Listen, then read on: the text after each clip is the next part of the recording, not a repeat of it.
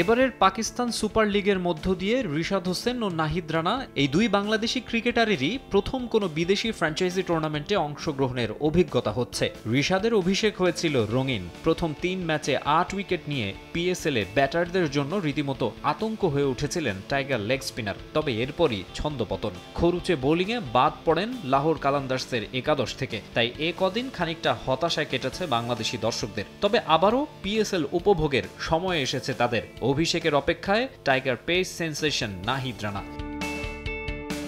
নাহিদ কতটা ভয়ঙ্কর তা পাকিস্তানিরা ভালোভাবেই জানে। নিজেদের মাটিতে বাংলাদেশের বিপক্ষে তারা যে প্রথমবারের মতো টেস্টে হোয়াইট ওয়াশ হয়েছিল, ওই সিরিজে অগ্নিঝরা বোলিং করেছিলেন তিনি। প্রথম বাংলাদেশি হিসেবে ঘন্টায় ১৫০ কিলোমিটার গতিতে বোলিংয়ের রেকর্ডটা রানা গড়েছিলেন পাকিস্তানের মাটিতেই। এবার মঞ্চ ভিন্ন, তবে বল হাতে গোলা ছোড়ার ক্ষুধা একই রকম। পেশোয়ার জালমির জার্সিতে মাঠ মাতাতে প্রস্তুত টাইগার ফাস্ট বোলার। ৬ ম্যাচে মাত্র ২ জয় পাওয়া দলকে ট্র্যাকে ফেরাতে অধিনায়ক বাবর আজমের তুরুপের তাস হয়ে উঠতে পারেন লাল সবুজ ইয়াংস্টার। জালমির প্র্যাকটিস সেশনে নিয়মিত ত্রাস ছড়িয়েছেন। তার পেস সামলাতে হিমশিম খেয়েছেন ব্যাটসম্যানরা। পিএসএল পয়েন্ট টেবিলের শীর্ষ দল ইসলামাবাদ ইউনাইটেডের জয়রথ থামাতে তৈরি রানা।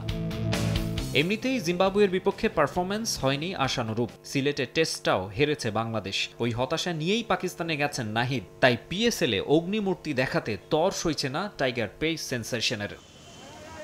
মাকসুম আলম খান, সময় সংবাদ।